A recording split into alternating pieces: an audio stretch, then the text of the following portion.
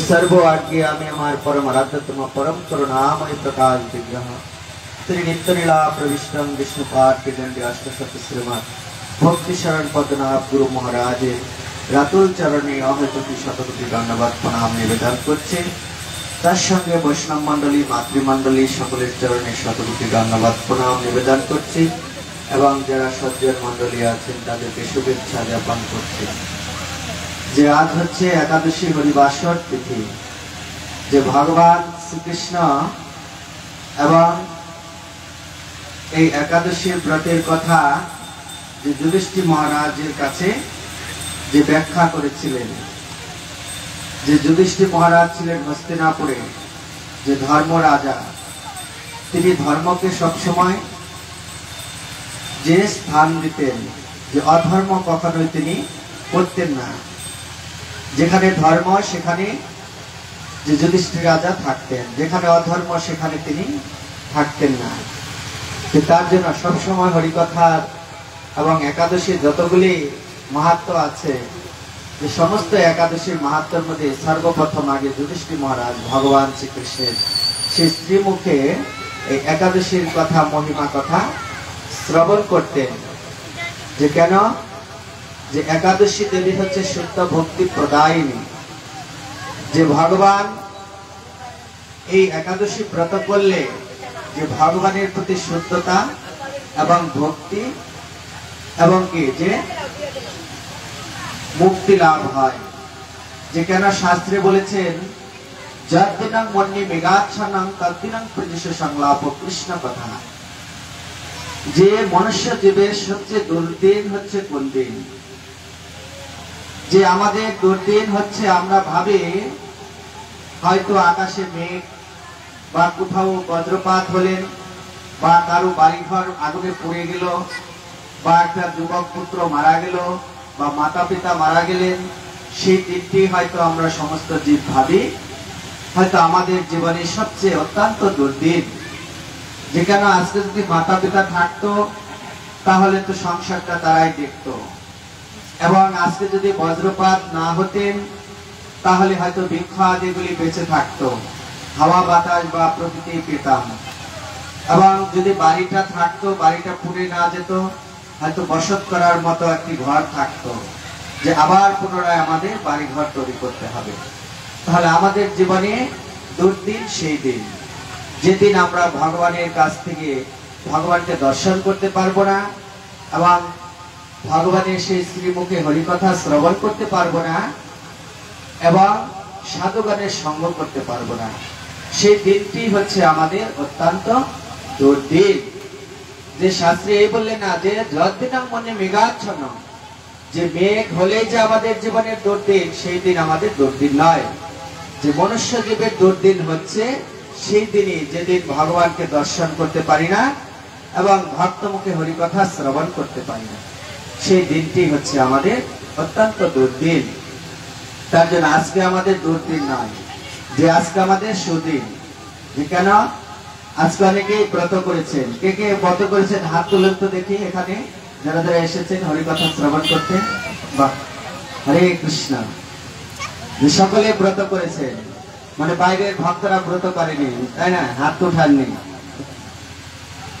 যে তাহলে যে যারা ব্রত করেছে তারাই কি তাহলে মুক্তি পাবে এই জগৎ থেকে যে শাস্ত্রে বললেন এই একাদশী তিথি হচ্ছে মহাতিথি যে একটা কালীর ব্রত সন্তোষীর ব্রত বিষ্ণু যে শিবের ব্রত এবং শনি পূজা লক্ষ্মী পূজার বা অন্যান্য যে দেবদেবীর ব্রতগুলি আছে পূজা অর্চনা আছে সেইগুলি করে যদি যে যতটুকু মুক্তি পাবে তার থেকে বেশি মুক্তি পাবে এই ভগবানের শ্রী একাদশী হরিবাসর তিথির এই একাদশী ব্রত করলে যে বিষ্ণু পুরাণে একদম পরিষ্কার ভাবে লেখা আছে হরিভক্তি বিলাসে লেখা আছে যে জীব এই একাদশীর দিনে অন্ন গ্রহণ করে এবং পঞ্চশস্য রবিশস্য গ্রহণ করে বা দান করে সেই জীব অনায়াসে নরকগামী হয় যে নরকগামী হয় যে কেন চৈতন্য মহাপ্রভু তার মাকে জীব শিক্ষার জন্য শিক্ষা দিয়ে গেছিলেন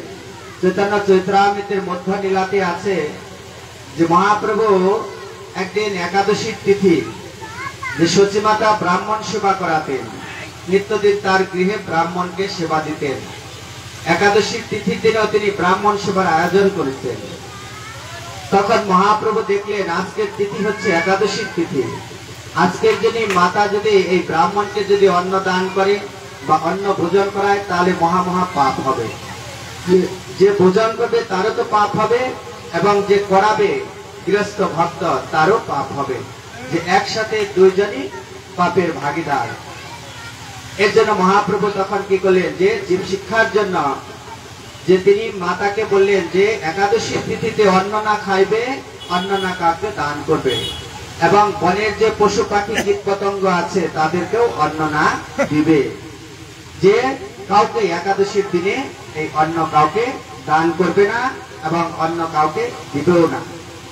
আর এই একাদশীর তিথিতে যদি অন্ন দান করো এবং অন্ন ভোজন করাও তাহলে একসাথে দুইজনই পাপ গ্রহণ করবে। যে কেন এই একাদশী দেবী পাপ রূপে কেন আবির্ভূত হলেন বা কিভাবে আবির্ভূত হলেন সেটি আমরা এই একাদশীর মাহাত্ম্যের মধ্যে শ্রবণ করি। যে মাহিত্রী নগরে একজন মুরাসুর নামে, চন্দ্রাবতী নগরে মুরাসুর নামে এক অসুর ছিলেন। এই অসুর খুব দুরাচারী ছিলেন। যেরকম রাক্ষস থাকে, যে ভগবান শ্রীকৃষ্ণ মথুরায় জন্মগ্রহণ করেছিলেন, যে কংস যখন কৃষ্ণকে মারতে পারলেন না, কৃষ্ণকে নিয়ে গোকুলে চলে গেলেন, তখন কংস কি করেছিলেন, যে সমস্ত রাজ্যটাকে উৎপাত করার জন্য কিছু রাক্ষস দাবান, যে দাবানল সৃষ্টি করলেন, এই দানবগুলিকে দিয়ে পাঠিয়ে পাঠিয়ে কি করতেন, যে যত শিশু বাচ্চা আছে, যত 10 মাস থেকে 10 বছর অবধি এই সমস্ত শিশু বাচ্চাগুলিকে যে ধরে ধরে নিয়ে আসবে, যে যেখানে পাও।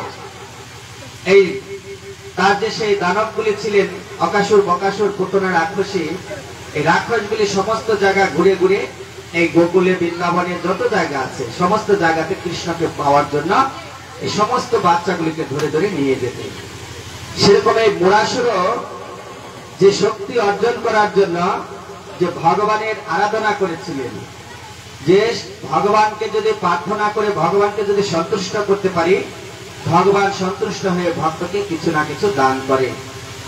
যে সেই শক্তি অর্জন করে যে ভগবানকে প্রসন্ন করে, যে ভগবান সেই তার প্রসন্নতে যে তখন মুরাসুরকে জিজ্ঞাসা করলেন, হে মুরাসুর, তুমি আমার কাছে কি বর চাও বলো, তুমি যা চাবে আমি তাই তোমাকে বর দিব আজকে। যে প্রভু, যদি আমার এই যে তপস্যাতে যদি আপনি প্রসন্ন হয়ে থাকেন তাহলে আমাকে এমন একটি বর দিন যে বলে বলিয়ানা হয়ে আমি সমস্ত রাজ্যকে আক্রমণ করতে পারি। যে সে বর হচ্ছে কি বর চাও বলো, যে আমি একটি এমন বর চাই যে আমি একজন অজর এবং অমর হয়ে থাকতে চাই, যে এ জগতে আমি জন্মগ্রহণ করেছি, যে আমার যেন জন্ম না হয় এবং মৃত্যু না হয়। যে ভগবান বিষ্ণু শুনলেন, শোনা মাত্র ভগবান বিষ্ণু চিন্তা করতে লাগলেন যে এ জগতে অজর এবং অমর এই দুটি বর শুধু আমারই আছে, এবং এই দুটি বর যদি আমি এই মুরাসুরকে দেই তাহলে পৃথিবীর যে শ্মশান পুরো রাজ্যটাকে তিনি কি করবেন, রাজা হবে, আর এই শক্তিতে তিনি কি রাজ্যটাকে ধ্বংসের পথে ফেলে দিবে। যে অসুরকে এরকম বর দেওয়া যাবে না। এই ভগবান বিষ্ণু তখন কি করলেন, এই চিন্তা করতে লাগলেন কি বর দেওয়া যায়। তখন মুরাসুরকে বললেন যে হে মুরাসুর, যে তুমি এই বর না চেয়ে তুমি আমার কাছে এমন একটি বর চাও যে তুমি সেই বলে বলিয়ানা হয়ে তুমি সমস্ত জায়গায় ভ্রমণ করতে পারো। এই কথা যখন বললেন, তাহলে প্রভু কেন আপনি আমাকে এই দুটো বর দিন, যে না, এ জগতের অজর এবং অমর আর একমাত্র পুরুষ হচ্ছি আমি, যে তাছাড়া এই দুটি বরের মধ্যে কোনো বরই তোমাকে দেওয়া যাবে না।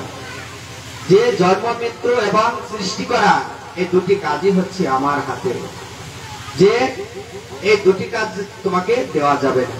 যে তুমি অন্য কোনো যে বর চাও আমার কাছে আমি তাই তোমাকে দেব। তাহলে আমাকে এমন আশীর্বাদ করুন যেন আমি সর্বশক্তিমান হতে পারি।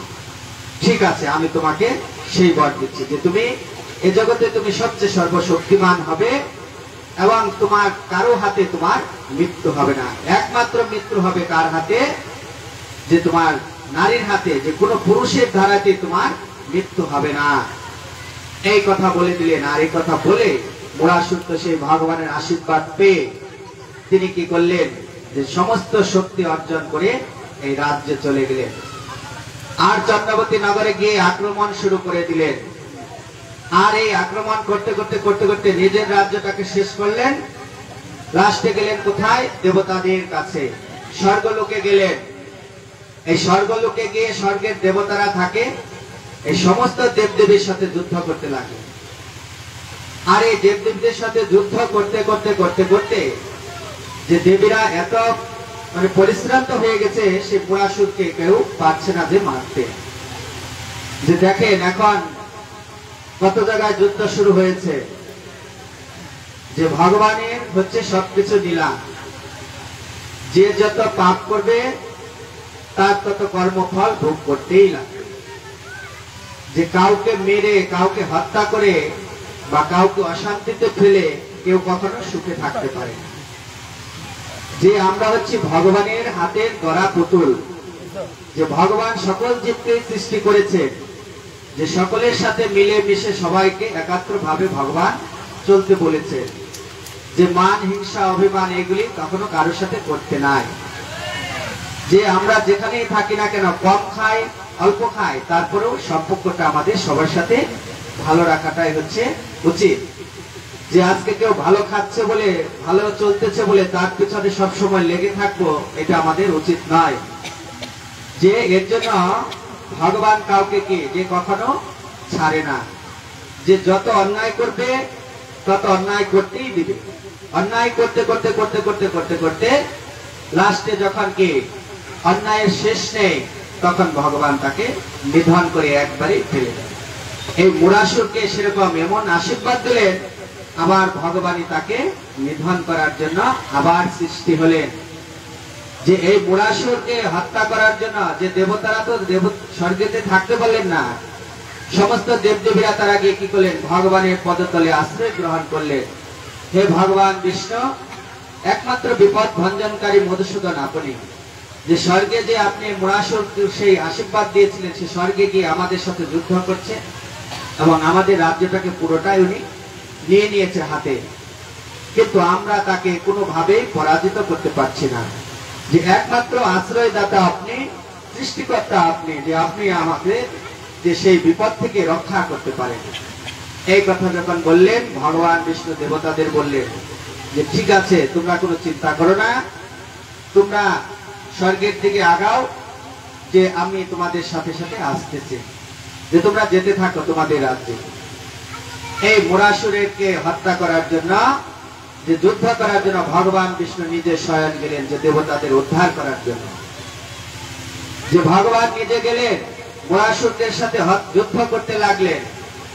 যুদ্ধ করতে করতে করতে করতে মুরাসুর ভগবান বিষ্ণুকে দেখে এই পশ্চাতের পিছনে ধাবিত হতে লাগলেন, আর ভগবান বিষ্ণু মুরাসুরের পিছনে ধাবিত হতে লাগলেন। বহুত পরিশ্রম করলেন, মুরাসুরকে ধরতে পারলেন না। যে ভগবান চিন্তা করতে লাগলেন, এই মুরাসুরকে তো আমি আশীর্বাদ দিয়েছি, এই মুরাসুরকে যদি আমি আবার বধ করি, তাহলে ভক্তরা আমাকে কি যে ভগবানই আশীর্বাদ দেয়, ভগবানই নিধন করে। যে আমাকে আমি অমান্য হয়ে যাব তাদের কাছে, আমার কোনো মান থাকবে না। তার জন্য ভগবান বিষ্ণু কি করলেন?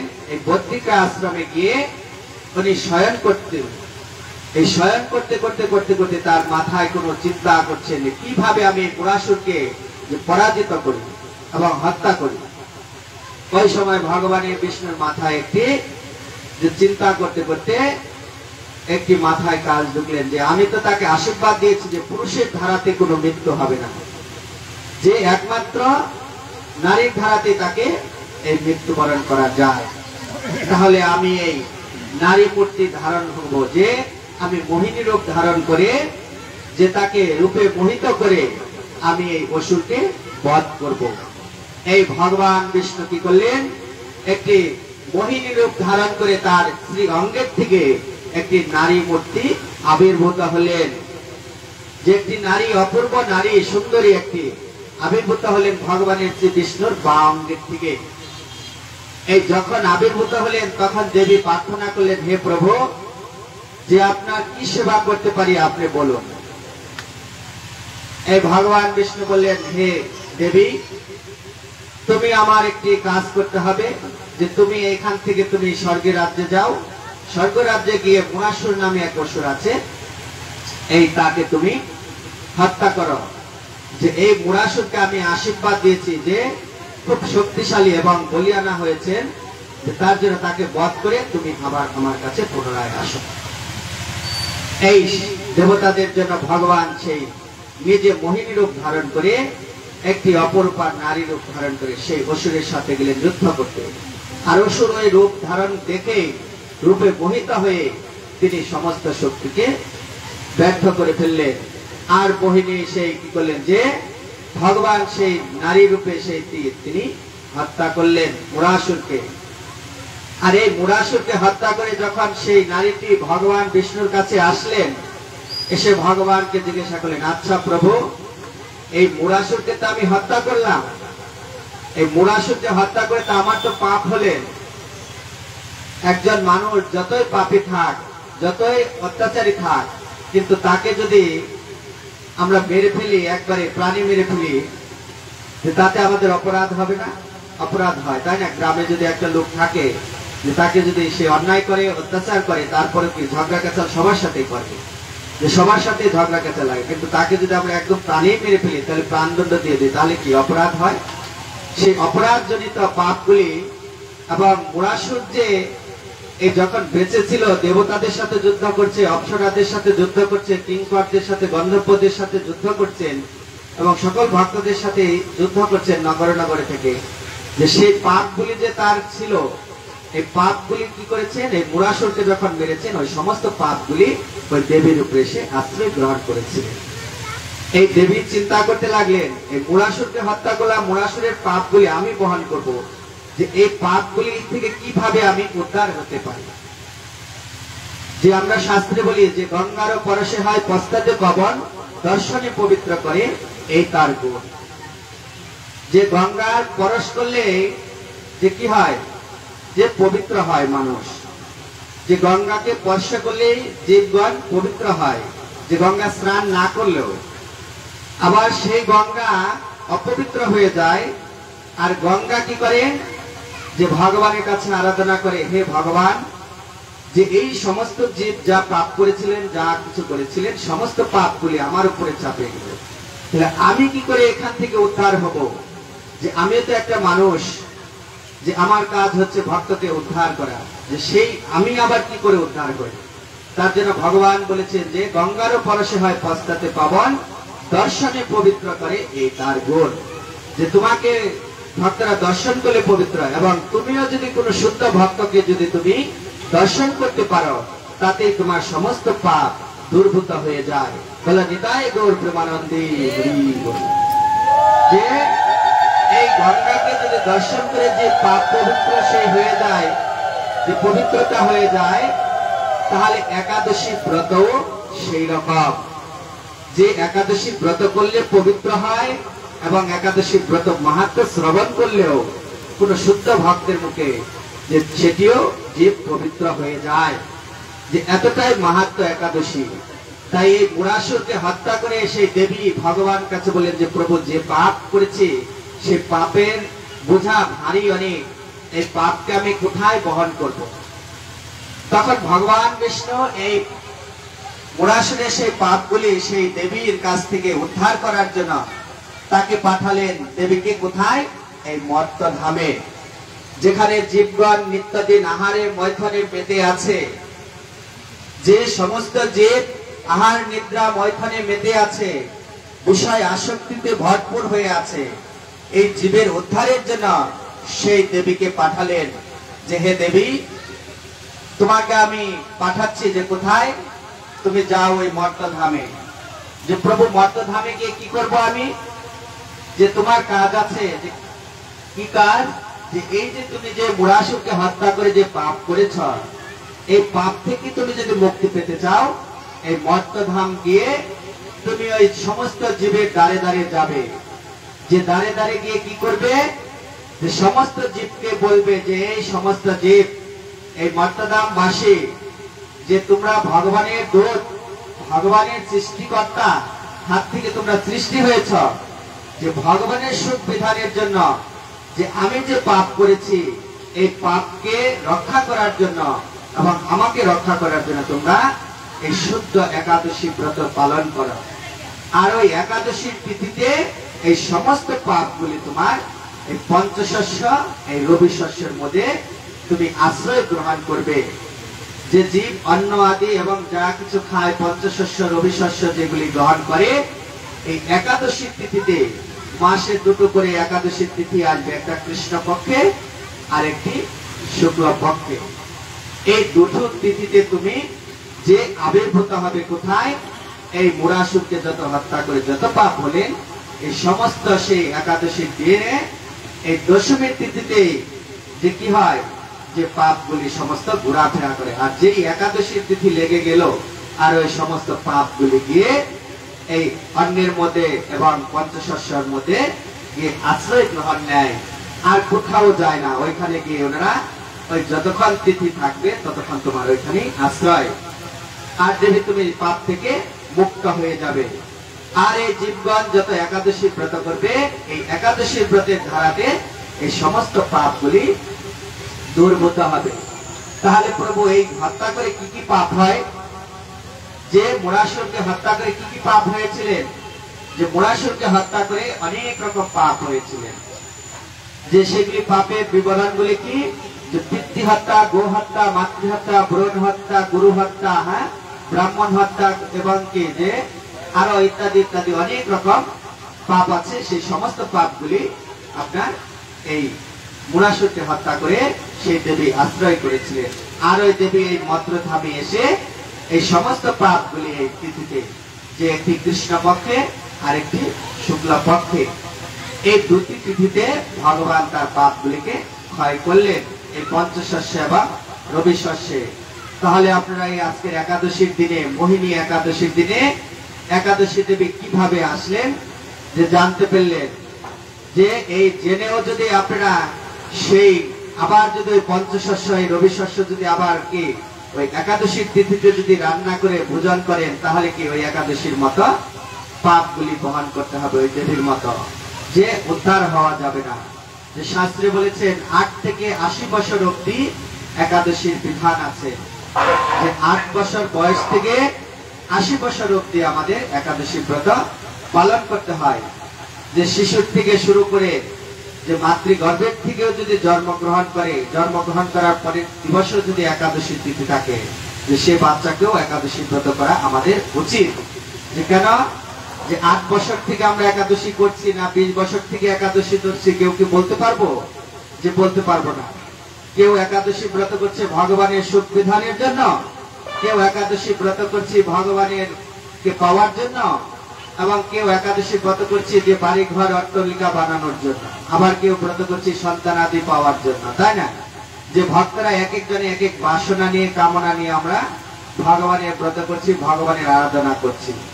ভগবান বলছেন কি গীতায়, যে অর্জুনকে বলেছিলেন যে ক্ষত্রিয়দের কাজ হচ্ছে কি, যে যুদ্ধ করা, যে কর্ম করতে হবে, যে কর্ম করে কখনো ফলের আশা করা যাবে না।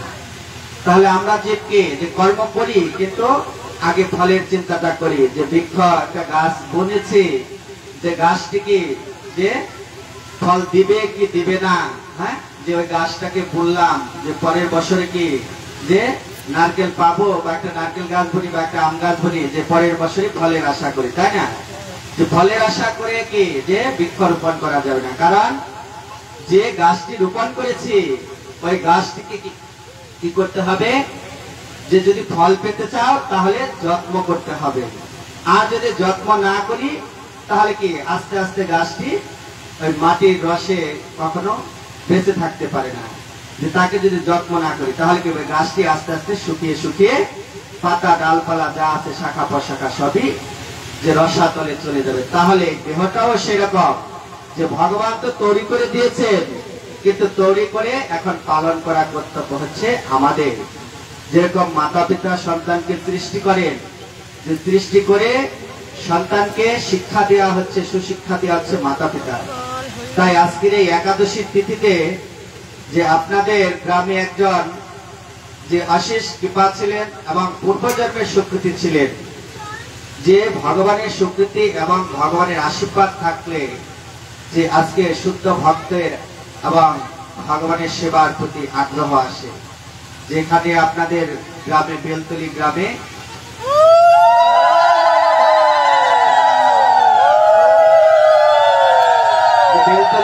আপনারা সবাই ছিলেন যে নারায়ণ শাহ আছে, যে তার হচ্ছে নাতি, যে ছেলের ঘরে পুত্র, যে ভগবান তাকে আশিস কৃপা করেছেন এবং পূর্বজন্মের স্বীকৃতি আছেন বলে আজকে ভগবানের পাদপদ্মে আশ্রয় করে যে গুরুদেবের চরণে আশ্রয় গ্রহণ করেছেন, যে তাই ওই বাচ্চাটিকে যে অনেক বয়স কম, সবে টেনে পড়ছে, মাধ্যমিক দিবে সামনে, যে তার জন্য যে গ্রামে একজন যদি কৃষ্ণ ভক্ত সন্তান যে জন্মগ্রহণ করে বা ভগবানের সেবায় যুক্ত হয়, তাকে সকলেরই কি যে উৎসাহ করতে হয়, যে তাকে কখনো অনিচ্ছুক করতে নাই, যে এই বয়সে কেন তুই এখন এই কি রেখেছিস, বা এই বয়সে কেন তিলক করছিস, হ্যাঁ, যে কেন সাধু সঙ্গে যাচ্ছিস, কেন তুই এইগুলি করলি, যে এখনো তো কতদিন আছে। এই কথাটা আপনারা কখনো এই বাচ্চাটিকে বা কখনো দেখা হলে অন্তত মুখে ভাষাটা কখনো আনবেন না, যে কেন, যে শাস্ত্রে বলেছে এ জগতে পরম বন্ধু, পরম বান্ধব এবং পরম মাতা পিতাকে, যিনি পরম আত্মীয় কে হয়, যিনি ভগবানের ভাগবত সেবার মধ্যে নিজে অগ্রসর করে আগিয়ে দিতে পারে, তিনি হচ্ছে পরম বান্ধব এবং পরম বন্ধু এবং পরম মাতা পিতা এবং আত্মীয় স্বজন।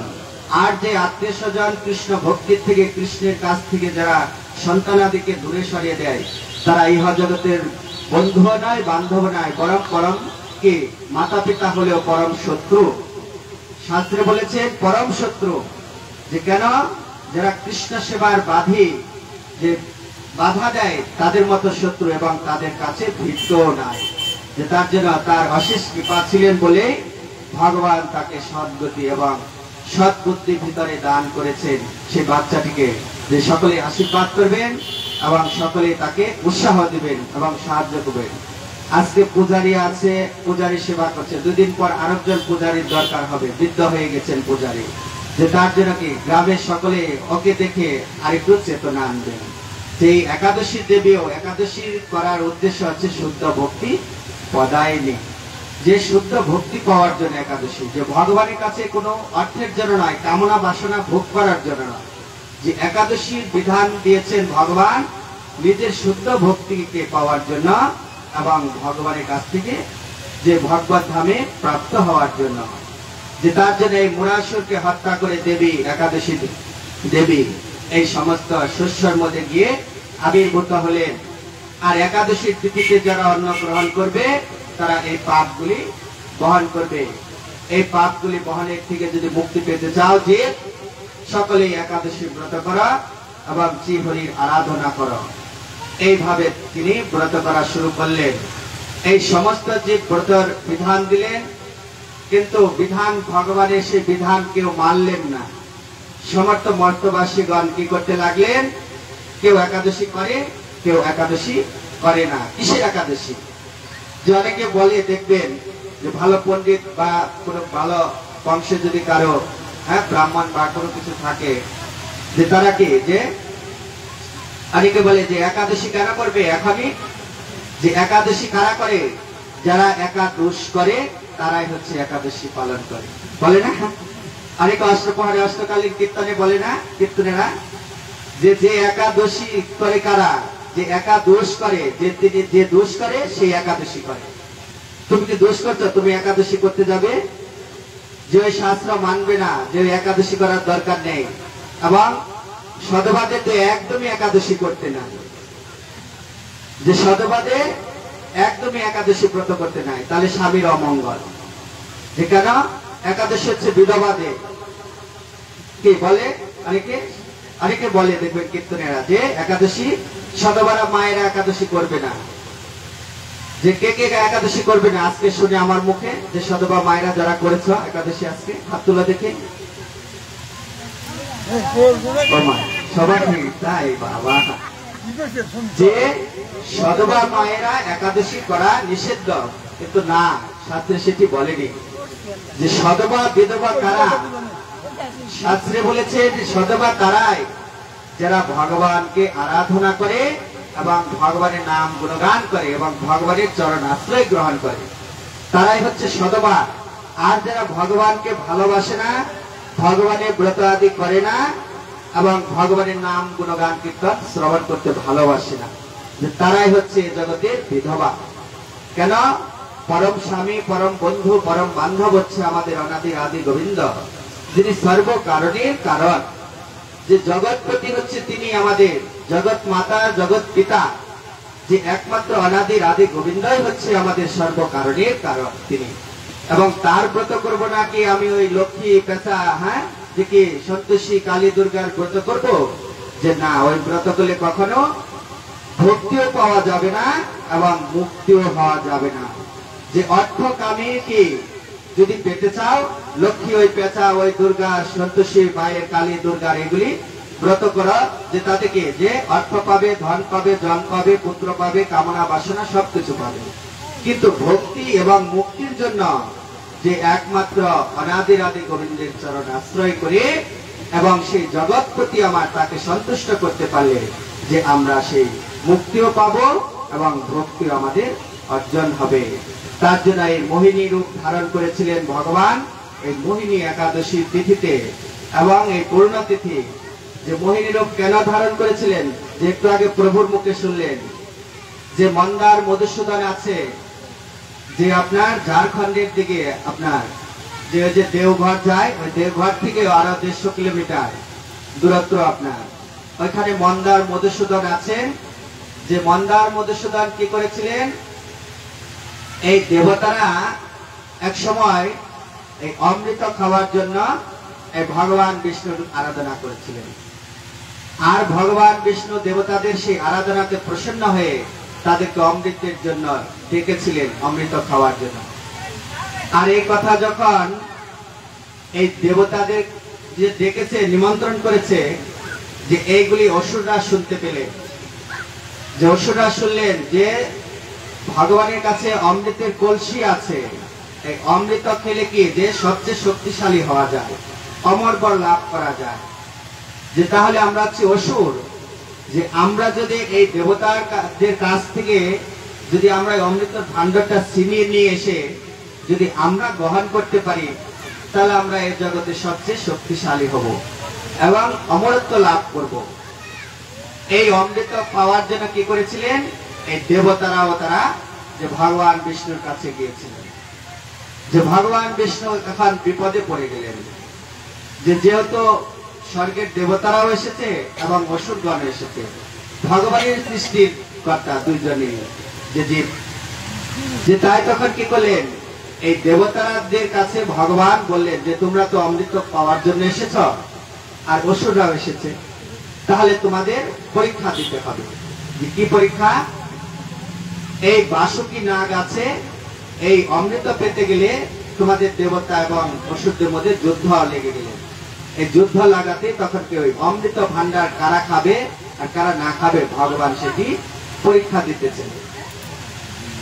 এই মন্দার মধুসূদন আছে, এই মন্দার মধুসূদনকে সেই মন্দার পর্বত, মন্দাকি পর্বত, এই পর্বত থেকে এই পর্বতকে নিয়ে আসলেন, এনে এই আপনার বাসুকি নাগ আছে ওই পর্বতের মধ্যে, এই বাসুকি নাগ মানে পেঁচালেন সাপ, এই সাপ দিয়ে এই দেবতারা কি করলেন, যে ওই লেজের কাছে গেলেন, আর হচ্ছে অসুররা যে মুখের কাছে আসলেন। যে কেন? যে অমৃত মুখের মধ্যে উঠবে লোভে। এই দুইজনে দুই পক্ষের থেকে এই বাসুকি নাগ দিয়ে ঘষে ঘষে যে সমুদ্র মন্থন করতে লাগলেন। এই মন্থন করতে লাগলেন, আর মন্থন করতে গেলে তো লাঠি, ওই বাসুকি নাগ রশি, আর ওই মন্দার পর্বত হচ্ছে বাঁশ হিসেবে ওইখানে বস্তিত করেছিলেন সমুদ্রের মধ্যে। আর ওই সমুদ্রের মধ্যে যখন এই রশি বাসুকি নাগ দিয়ে ঘষতেছিলেন, এই ঘষতে ঘষতে ঘষতে ঘষতে ওই পাহাড়ের মধ্যে দাগ হয়ে গেলে এখনো সেই দাগ আপনার ওই মন্দাকি পর্বতের মধ্যে আছে, যে আপনার ঝাড়খণ্ডে গেলে দর্শন করা যায়। সেখানে বাসুকি নাগ আছেন, এই নাগকেও দর্শন করা যায়। আর ভগবান দেখলেন এই স্বর্গের দেবতারা দুইজনের মধ্যে যুদ্ধ করতে করতে, তখন কি করলেন, যে ভগবান চিন্তা করলেন যে একমাত্র অসুররা মোহিত হয় কাকে দেখে, যে নারীকে দেখে। দেবতারা তো নারীকে দেখে মোহিত হবে না, যে আর দেবতারা যদি এই অমৃত যদি না খেতে পারে তাহলে তো যে শক্তিশালী হতে পারবে না, যে অমর লাভ করতে পারবে না। আর অসুররা যদি খেয়ে ফেলে তাহলে তো অসুররা অমর হয়ে যাবে। তার জন্য ভগবান কি করলেন, এই মোহিনী রূপ ধারণ করলেন ভগবান বিষ্ণু।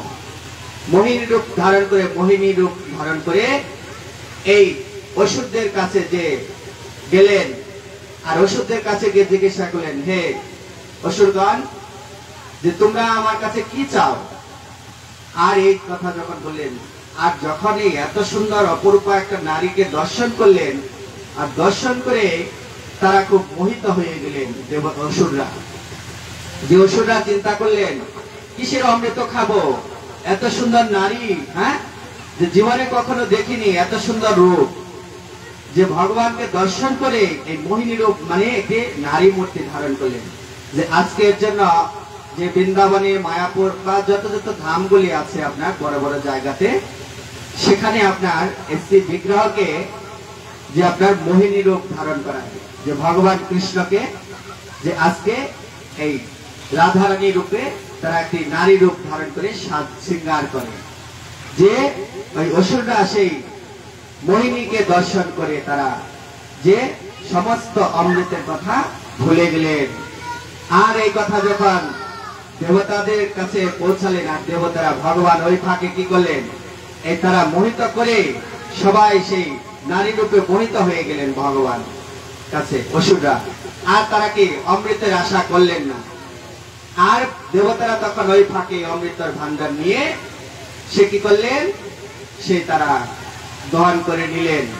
তাই তখন বলছে যে নারী হচ্ছে এমন একটি যে যে মায়েরা কষ্ট পাবেন না, যে সকলেই তো আমরা সেই নারীর কাছ থেকে এসেছি, তারপরে নারী হচ্ছে এমন একটা রূপে মোহিত করে যে নারী একটা পুরুষকে ভালো করতে পারে, আবার একটা ধ্বংসের পথেও যে কি যে ফেলে দিতে পারে। সেটি ভগবান জীবকে শিক্ষা দিলেন, যে নারীকে দর্শন করলে যে নারীকে মানে বদনে দর্শন করবে না, যে কেন পুরুষের দর্শন করতে হয় সব সময় চরণে, এবং নারীর বদন দর্শন করে মোহিত হলে যে তার সমস্ত রসাতলে চলে যায়। যে এর জন্য যে নারীকে দর্শন করলে মাতৃরূপে দর্শন করতে হয়। যেরকম আপনার রামকৃষ্ণ দেব ছিলেন, রামকৃষ্ণ পরমহংস ছিলেন, যে তিনি কি সারদা দেবীকে বিবাহ করেছিলেন।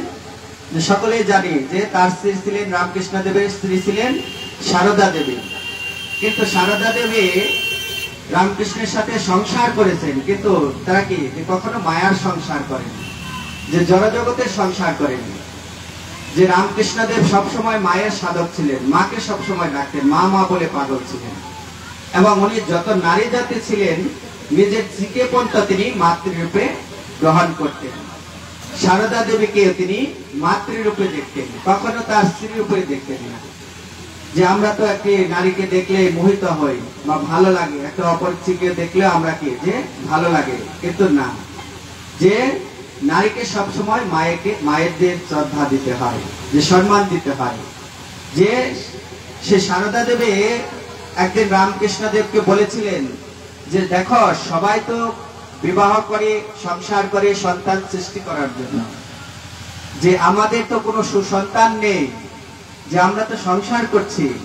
যে নানান জনে নানান কথাবার্তা বলে, যে আমাদের একটি যদি সন্তান হতো তাহলে মানুষ আর আমাদের কেউ কিছু বলতো না। তখন রামকৃষ্ণদেব বলেছিলেন যে সারদা দেবীকে, হে সারদা দেবী মা, যে এ জগতে তুমি কত সন্তান চাও, যে আমি তোমাকে মাতৃজ্ঞানে শ্রদ্ধা করছি, তোমার হয়তো আজকে আমি সঙ্গ করে হয়তো একটি সন্তান বা দুটো সন্তান আমি দান করতে পারবো, সৃষ্টি করতে পারবো, কিন্তু আমার কাছে যে আমার হাজার হাজার সন্তান আছে, যে আজকের থেকে তুমি আমার কাছে কোনো সন্তান, অন্য কিছু চাও আমি দিব, কিন্তু তুমি আমার কাছে কোনো সন্তান উৎপাদন করার জন্য আমার কাছে কখনো চাবে না।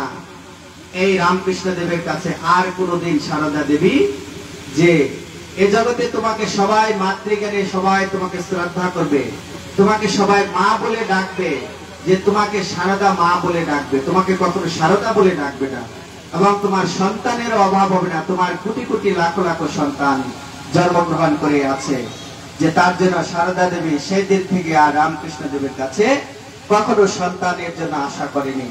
যে তিনি সব সময় চিন্তা করতেন যে তাহলে আমাদের সন্তান, যে ভগবানের সকলেই হচ্ছে সন্তান, যে ভগবানকে প্রসন্ন করায় এবং আমাদের কাজ। তাই একাদশী দেবী এবং এই আবির্ভূত হয়েছিলেন যে এই তিথিতে